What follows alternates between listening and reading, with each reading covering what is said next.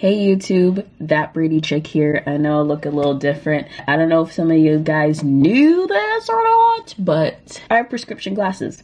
I do. And I was prescribed them post my nursing program. For those of you who know, I was doing an accelerated registered nursing program for 2 years, fast paced. And because it was during the COVID era, the majority of that program was done online. So I think that kind of affected my eyesight just a little bit. So yeah, I have these prescription glasses. But anyways, I only need them to read. So and to go on the computer for any other purpose. But anyways, I'm not going to wear them for this video because they fog up too easily and I just don't like that, okay? And I can see you. I can see me and I can see you. Just don't ask me if I can see that sign out there because no. So I'm in this elated mood, if you will, because I just found out, well not just, but this morning I found out that I passed my NCLEX exam. And I have a few resources to thank for that. So I just want to go over that for this video. And just to let you guys know, I'm going to do a separate video on just like the quick tips about the NCLEX that really helped me because I don't know if y'all know. Well, you probably don't because I haven't really declared it or disclosed it rather. But this was my second attempt. Yeah. It was. And I just want to help those out there who are probably taking their NCLEX exam very soon, just so you guys can learn from my mistakes and pay it forward. I want to help anyone out there who's about to study for their NCLEX exam or is actively studying for the NCLEX exam. For this particular video, I just want to put you at ease because I know, we all know, anyone who's in nursing knows that the new NGN, which is the next generation NCLEX, is out, right? Because as of April 1st, 2023, which just passed, that was the type of NCLEX that was switched over to. So I just want to go over that real quick. Ooh, my camera's back. Oh, man. Alrighty, so the first thing I want to go over are the resources. So what resources did I use to pass the second time around with the NGN? So first of all, let's talk about the first attempt really quick. Because my program was accelerated and I technically graduated in December of 2022, which just passed, we kind of had that head start in terms of booking our NCLEX. So my NCLEX was scheduled for February, right? So I spent pretty much the latter half of January and February studying for it. And I used one resource in particular, plus a certain YouTube channel, which I'm going to get into. So the resource that I used was UWorld. It's pretty much a website that provides you, the question bank that should kind of mimic the NCLEX questions as well as the NCLEX interface. I'll put an example up here. Just to kind of expose you to the kind of questions that they will ask on the test. And then, of course, the second thing I used was that YouTube channel that I was talking about, which was Mark Klemek. The famous Mark Klemek, the guy who helps everybody pass their NCLEX. Now, did he help me pass my NCLEX is the question. No. I mean, I'm not going to blame him, obviously. Like, it has nothing to do with him. I'm obviously going to take responsibility for that because I was the one who didn't pass. Hello. So it's not Mark's fault. I learned a lot of good things from Mark. I really did. And the particular video that I'm referring to that honestly was the only video I really had time to listen to of his was that 11-hour Mark Klemek lecture. I'll post a link maybe down below. It was 11 hours. It was a lot to sit through, so I had to kind of cut that up a little bit throughout the days. And I did learn a lot from the video, although it was a little tough to kind of stay in tune because you're pretty much staring at the same screen the whole time and just listening to the audio. So as much as it is a video, it's more of a podcast because it focuses more on the audio versus the visuals. And that's where I went wrong because what I noticed about myself, the second time around at least, is that I'm more of a visual learner. And the mistake I made with that first attempt is that I was kind of studying based off of other people's learning methods, and that definitely did not work out in my favor. But let's talk about the resources. Mark K, the 11-hour video, it was a good resource. I learned about aminoglycosides, which are great. Like, I'll never forget that. If you don't know what I'm talking about, it's aminoglycosides, which are antibiotics. They're like the strongest antibiotic, apparently. They are mean because they cause ear issues and kidney issues, more importantly. That's kind of one of the really helpful tips that he spat out during that lecture. And it definitely stayed with me even during my second attempt. I will never read that as aminoglycosides again, ever. From now on, they are mean old glycosides. Yeah, but I'll get into those quick tips in my separate video. And then I use UWorld. My thing is I did a lot of the questions. Like there was maybe 2,100 questions in that whole Q bank that I purchased. I purchased the 1 month plan, by the way, because I was just going to study for 1 month. And I finished maybe 1,700 out of the 2,100. So I was left with like 400 questions by the time my test day came around, right? So I felt like I'm prepared. I believed in this UWorld plus Mark K thing so much that like that's all I ran with. Barely watched videos. I mostly just focused on the one Mark K 11-hour video because that took up most of my days, my study days, and doing UWorld questions every single day. And to be honest, that is how the average person passed the previous NCLEX, you know? People were recommending that to me, like, hey, just use UWorld, just use Mark K and you'll be good, you know? But what I should have realized for myself is that I need more. I need more than just those two resources, you know? I don't just want to look at an image for 11 hours. I need to see your words come to life. Like, I need that visual learning experience. So when I learned that about myself, that's when my studying kind of took off for the better. Yeah, it was just those two resources for the first attempt. That test date came around. This is the previous NCLEX, by the way, because it was prior to April 1st. The minimum amount of questions for the old NCLEX is 75 questions. And the max amount of questions would be, I think, 145 questions. Ideally, when you're taking the test for the first time, you kind of want to stop at 75 questions. Ideally. NCLEX is an adaptive test, right? It adapts to the way you're answering the question. So the more questions you get right, the higher your chance of stopping at the minimum amount. The more questions you get wrong, the higher your chance of having to surpass that 75 mark and keep going until you pass. My thing was, I saw question number 75, I answered it, and I just expected the screen to turn black, which means that I'd be done. But then I saw question 76 and I was like, what's going on? I thought I would pass at this point. Like, why is it showing me number 76? So I'm like, okay, let me just answer this one and see if it'll go black at this point. Because I could also just pass at 76 questions, right? I answered number 76. Why do I see question 77? 78, 79, 80, 81, 80. It just kept going. It kept going. And it's like the more the test kept going, the more my anxiety went through the roof. And on top of that, I didn't even get any sleep that night because my dad is a very, very noisy sleeper or lack thereof. Sometimes he doesn't sleep. The night before my test, he happened to not sleep, and then it woke me up at 1 a.m, so I didn't get any sleep the night before. In hindsight, I should have taken a break. They do allow you to take breaks. All you got to do is raise your hand and somebody who's watching you from the camera will literally just come down and escort you out of the room. My thing is, I thought that I had the stamina, you know, to kind of like just keep going without a break, and it definitely just didn't work out in my favor. Eventually, I reached 145 questions. To be honest, I'm pretty sure I went to 146 questions, okay? That's how long this thing took. And then it finally stopped me. And then on top of that, it wanted to ask me if I wanted to take a survey. After answering 145 questions, you want me to take a survey? As if my brain is not already combusted in a million pieces? You want me to take a survey now? And not even just a survey, but it also showed me some experimental questions after the survey too. And I'm just like, these people seem to think I'm a robot. Like, I'm tired. I don't want to answer any questions that are not going to count towards my overall mark. Get me out of here. I'm done. I'm tired. So yeah, they let me go. Like, I'll never forget, there was even this one question. I can't disclose it because legal issues. But basically the question was saying, patient is taking medication XYZ. Which of the following statements indicate patient needs further education about medication XYZ? Which pretty much means choose the wrong statement about medication XYZ. The problem was, what the hell is medication XYZ? I didn't know what it was. Like, how am I supposed to find something wrong about something I know nothing about? I don't even know what's right about that medication. You expect me to find something wrong about it? That was cruelty. That was not your best test at all. And it sucked because, like, all throughout nursing school, I got really, really decent marks. So it's like, you know, when it came to that NCLEX, that didn't reflect it. I didn't know this, but the NCLEX tells you your results the next business day. I happened to take that NCLEX attempt on a Friday, but also a Friday before a long weekend. Okay, so that means I had to wait literally 4 days for my results to come in. Ooh, that was torture, having to wait that long. And it's like, it sucked because by the time that fourth day came, the email literally said, we regret to inform you, but I didn't pass. And it sucked. I couldn't even think after that. I was like, really?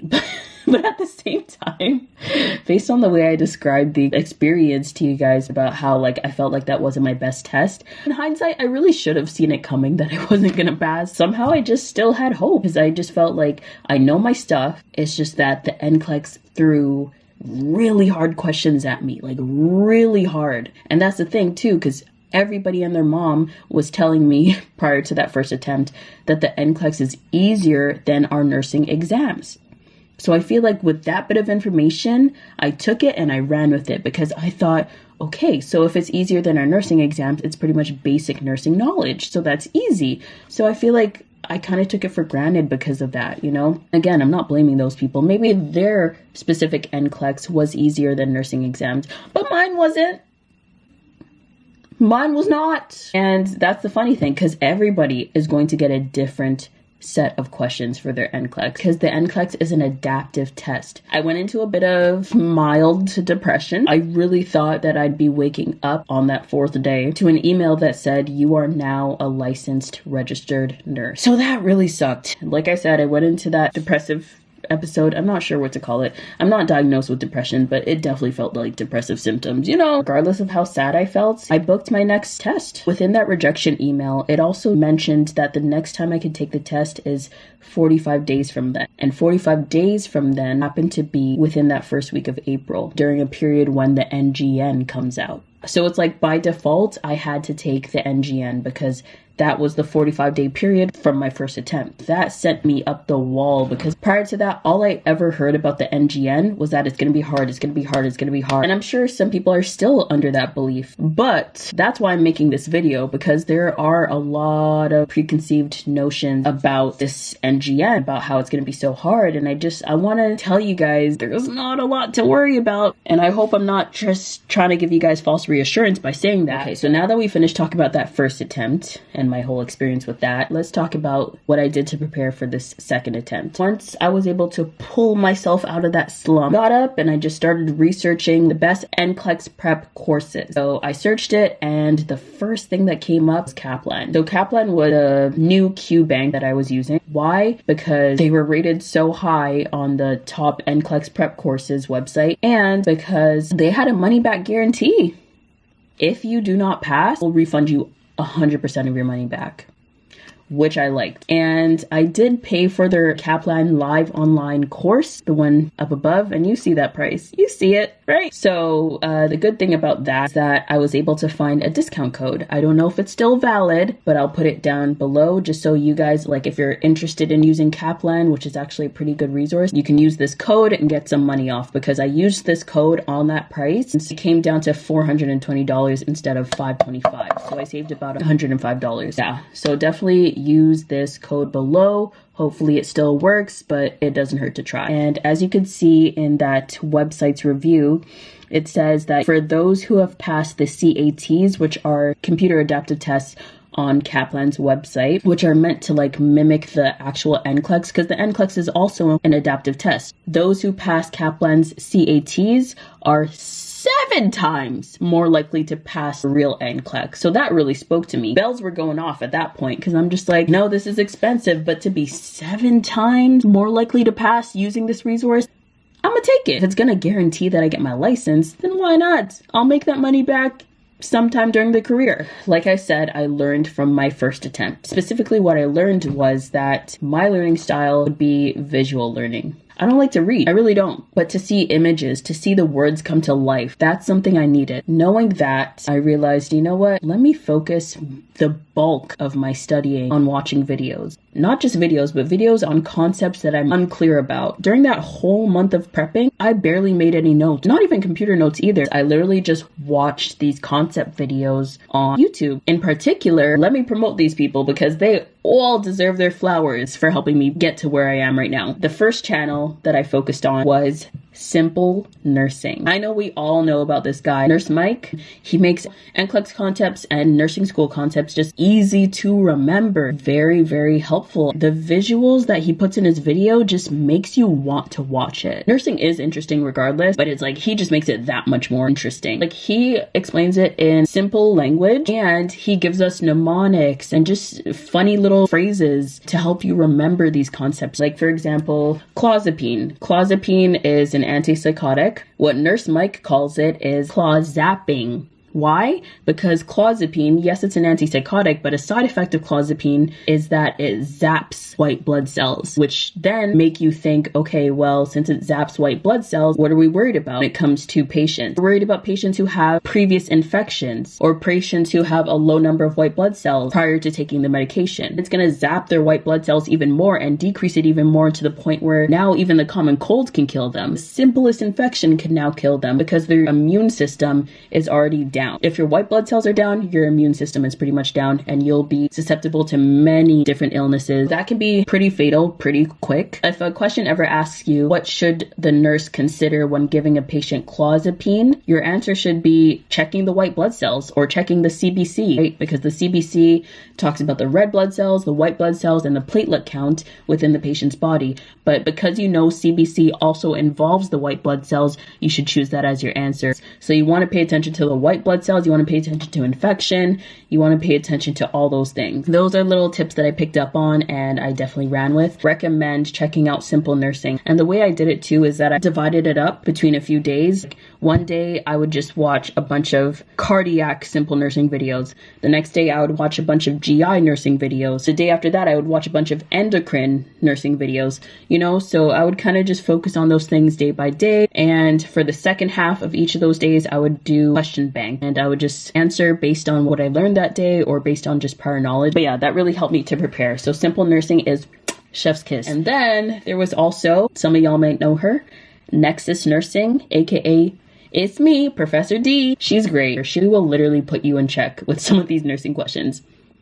Don't play with Professor D, okay? She'll be like, did I not just tell you guys that you're not supposed to choose options that have the words all, always, none, never? Those are all inclusives and they're almost never the answer. I love that. That's very passionate teaching and that's why I would recommend her. I was unclear about a lot of pharmacology, which Simple Nursing really helps out with too. Professor D, she's really helpful for that too. And she'll actually show you how to answer those pharmacology based questions as well. NCLEX High Yield. I don't know if some of y'all know about him, but I just discovered him like a few weeks ago. He has an NCLEX High Yield podcast on YouTube. He has about 22 episodes, literally high yield content that the NCLEX is most likely going to test you about. What I did with him is that I downloaded a bunch of his podcasts to my phone and I would go on walks during my study break and just listen to his podcast. Help me retain that information and think critically about these things because he has an amazing way of teaching. Dr. Zishan, I'm going to put the link below on his The Method video because it changed the game for me. If you're a type of learner who needs like a coach, somebody to coach you through it every single day or like many days out of the month to help you prepare for the NCLEX,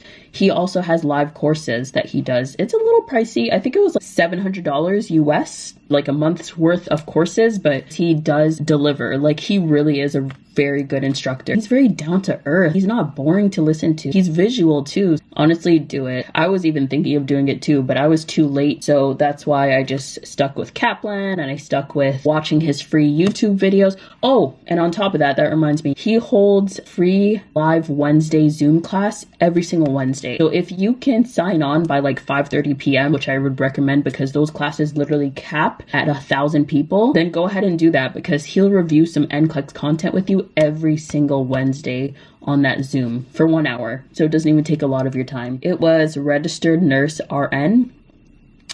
So she's great. She really is. Like she helped a lot of my classmates out. What I find is that for me personally, it was hard to listen to her only because she reminds me so much of some of my teachers that I've had, so wasn't my cup of tea, but she's so sweet. Like it's hard not to like her, but she really does give you a lot of information. Sometimes a bit more than you may need, but it's still very good for the real world. Oh my gosh, this really changed the game for me too. Like when I was just starting out with my new study method, UWorld, not the question bank website, but UWorld on YouTube, I use them too. They actually had a few videos that really broke down how to go through these NGN case studies. And prior to watching those videos, I was actually very scared to answer those NGN case study questions because I'm just like, oh my gosh, it's going to be so much information. How am I going to dissect it all? But no, like they dissect it very well and they show you how to rule certain conditions out. So yeah, all in all,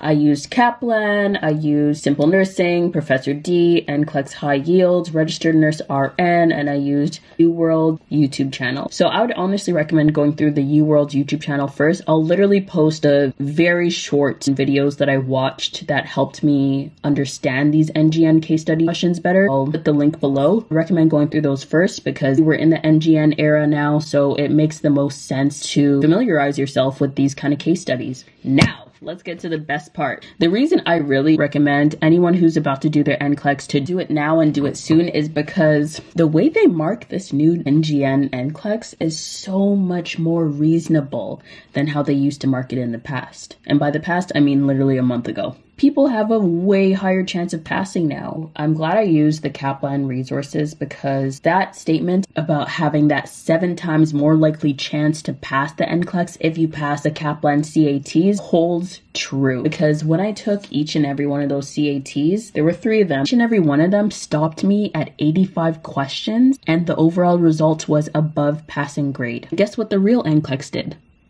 The real NCLEX that I took yesterday, April 5th, also stopped me at 85 questions. And I don't know what the actual mark was at the end. I don't know if I was above passing standard like the CATs on Kaplan said I was, but it doesn't matter because I passed. But that's what I'm saying. Like, even though those CATs, very different questions than what my real NCLEX threw at me, it's like it still generated the same exact result, which was stopping me at 85 questions and passing me.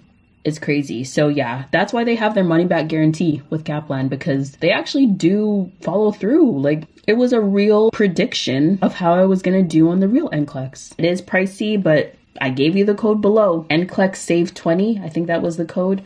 Use it. So just think about it as investing in yourself. And that way you won't cry when you're spending that much money.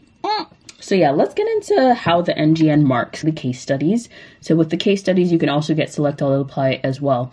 And one thing I was hearing is that with these case studies, you can have up to 10 options, which is true. But to be honest, who cares? What if all 10 options are correct? You know what you get for that question? 10 out of 10.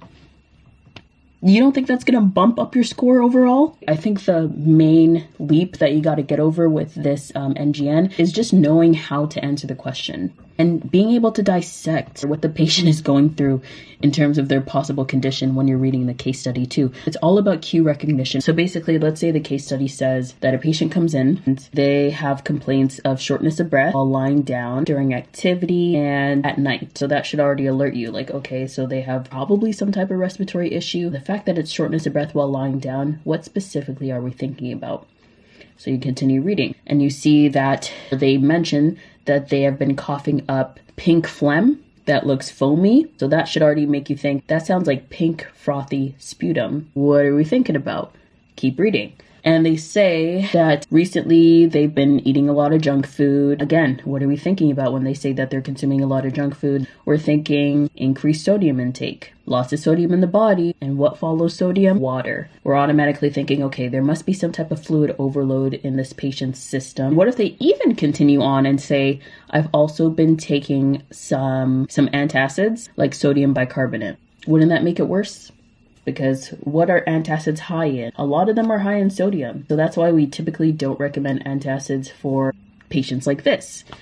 You know, so again, when you're reading a case study like that, you're kind of putting all those cues together. They said they have shortness of breath while lying down, during activity, and during sleep. So we're thinking, okay, that sounds like dyspnea on exertion, as well as orthopnea, which is literally just shortness of breath when lying down. And it also sounds like paroxysmal nocturnal dyspnea, which is shortness while sleeping, right?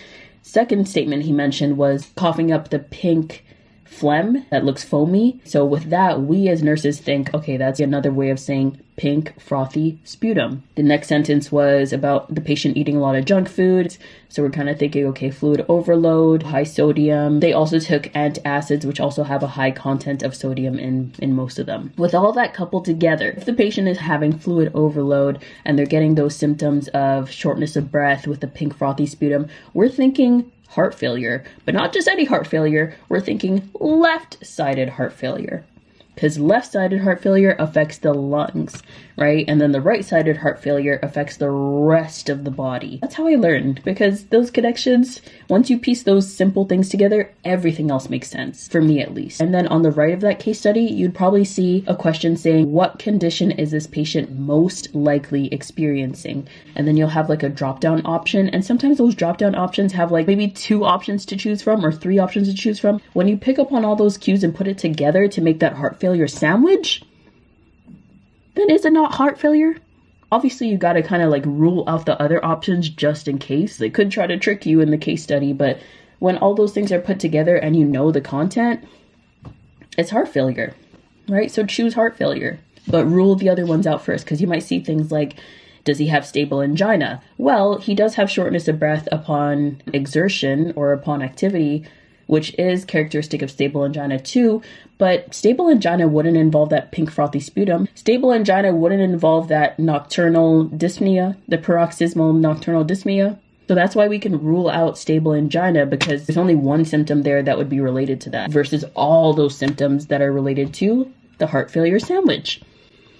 Sorry, I don't know why I'm calling it a sandwich. Maybe I'm just hungry. I don't know. That's pretty much all the case studies are about. So I'll show you an example of one, right? There's a case study on the left, and then you get the answers on the right. And again, they give you the negative scoring system, because with a lot of select all that applies for NGN, you'll get the positive negative scoring system. So let's say there's 6 select all that apply options, but 4 out of those 6 are correct. Let's say you select 3 out of those 6 that are correct. So you get 3 points for that question. But let's say you select all 4 correct options, but you also select a 5th option was incorrect. It's now going to cancel out one of those correct options and just leave you with 3 points instead of 4 points. Because remember, there's only 4 correct options, so you can really only get 4 points. If you select an extra option, like that 5th one, that is incorrect, then it just cancels out one of those corrects, and you're left with 3, which isn't bad. At least it's not 0 or 1.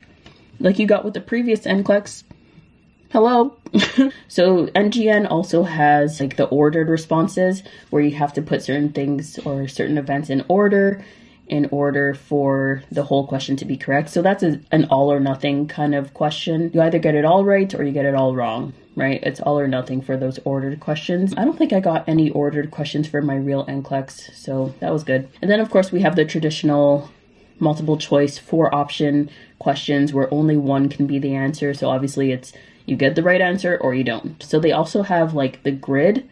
So the grid I really like, because there is immense opportunity to get extra points with this. And sometimes the grid can be as easy as, for example, for the patient with heart failure. So let's say their O2 sat that they show you on the vital signs table to the left. Let's say their previous O2 sat was 92%. And then on the grid, which is on the question to the right, shows that their new O2 sat now 94%. Remember, previously it was 92%. So obviously if it goes up to 94%, that's a higher amount of oxygen that they're breathing in. So that's an improvement. We would put improvement. And that gives you 1 point. Let's say the next one says that their temperature went up to 100 Fahrenheit. Which is like 38 degrees Celsius, which is not good, then we would say that's not an improvement, right? Because we don't want their temperature to go higher, especially not 100, right? That means that they're now experiencing some type of infection. So that would not be an improvement. Let's say, as a trick question, their O2 sat is 98%, but on 2 liters nasal cannula, which means that they're receiving oxygen through their nose.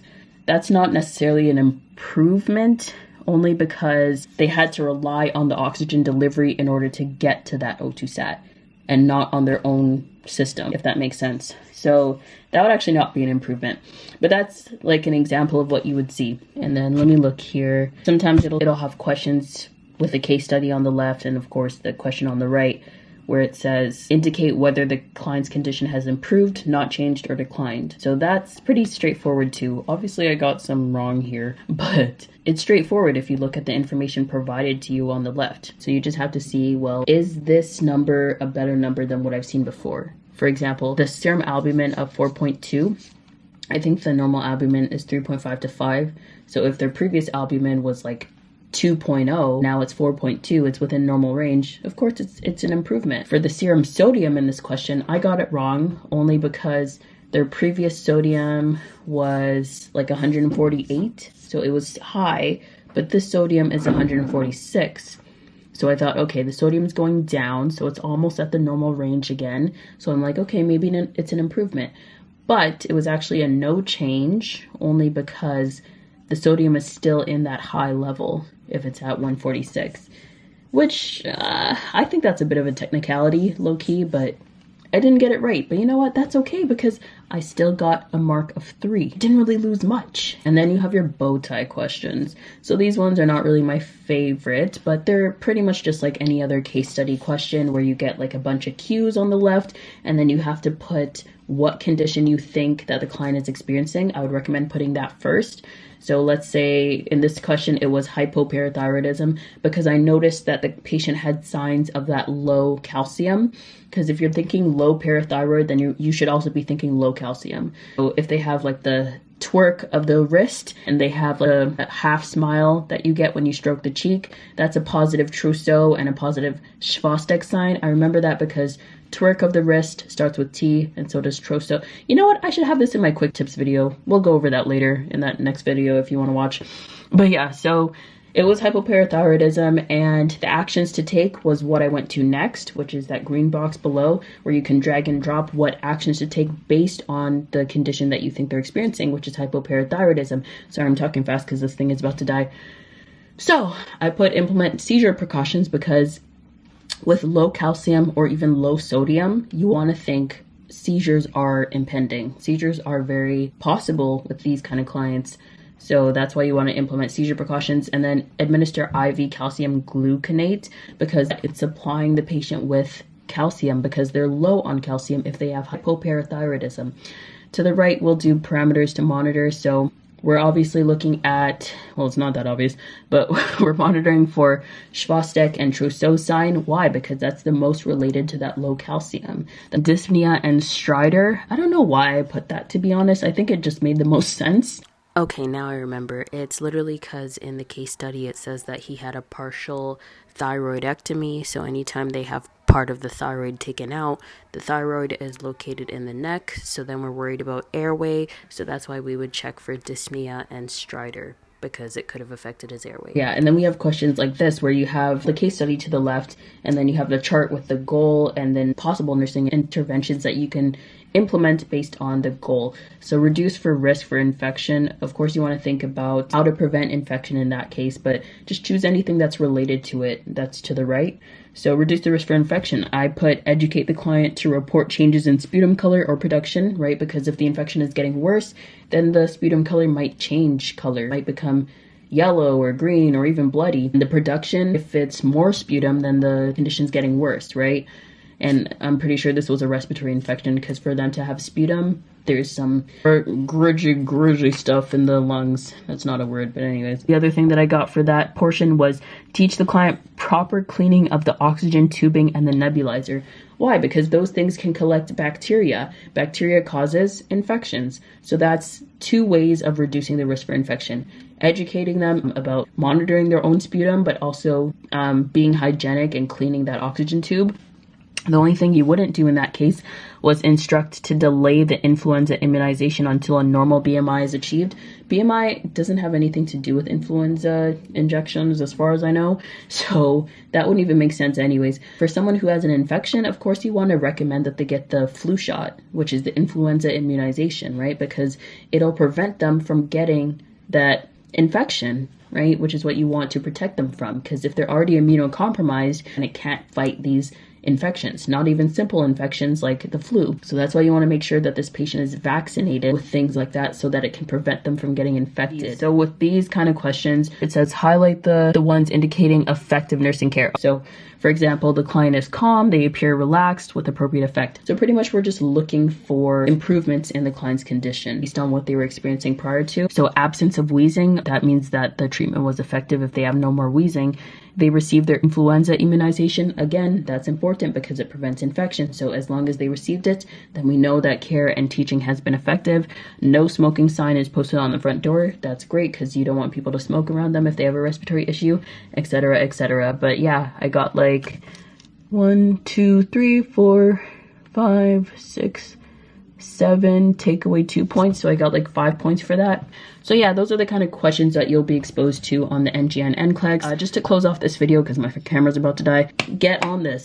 Take the NGN, because I think there's an additional test coming in July, and you don't want that to catch up with you. I don't know if that's going to be easy or hard. I don't know what it's going to entail, but it just sounds like more work. So, you know, get your license. Take the NGN, first of all, then get your license, because that's what's going to allow you to get your license, and don't sweat it. Don't sweat it. If you're a visual learner, do what I did and just watch those YouTube videos and take your practice tests and see how you're doing, especially the CATs if you do decide to go the Kaplan route, because they are strong predictors of how you're going to do on the real test. So yeah, do that and thank me later. Good luck on your NCLEX exams, guys. You're gonna do amazing. Sorry, I'm out of breath right now. You're gonna do amazing. Let me know how you do in the comments below. If you happen to take heed of this video and take my tips and my advice and run with it. So let me know how you guys do. And once again, good luck. Take the NGN and kill this thing, okay? Do well. Do well in it. Thanks again for watching, guys. This was That Brady Chick. And always remember, natural hair grows. Don't you forget it.